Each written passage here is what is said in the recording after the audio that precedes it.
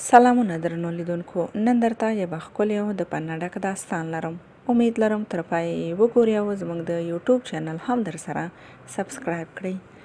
یو هلک ډیر زیات په یوه نجلۍ مین و، خو نجلۍ پرې مینه نه وه. یوه ورځ هلک نجلۍ ته وایي: ګرانې، زه په تا مین یم، خو ته زما مینې ته هیڅ ارزښت نه ورکوې. څه شی تا ته ډالۍ کړم چې ته په ما باور وکړې؟ نجلۍ وویل: رښتیا؟ خیر چې داسې خبره ده، ته ما ته د خپلې مور زړه راوړه. هغه وخت باور کوم چې رښتیا زه در باندې ګرانه یم. هلک حیران شو.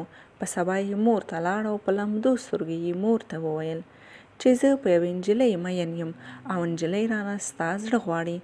مور یې ځواب ورکړ: ته زما ګران زوی یې، ته په ما ګران یې. ستا خوشحالي زما خوشحالي ده. راځه زما زړه واخله. او نجلۍ ته یې ورکړه چې په تا باور وکړي. زوی د مور زړه واخیست او په منډو شو. ډیر وارخطا و. یو ناڅاپه هلک ورځېږي، د مور زړه یې له لاسه خطا کیږي. هلک وایي: په ما ناوخته شو، ای الله. زړه چیغه کړه: قربان بچیه، ژوبل شوی خو نه یې. نو درنو لیدونکو، مور په نړۍ کې له هر چا څخه په موږ ډیره مهربانه ده.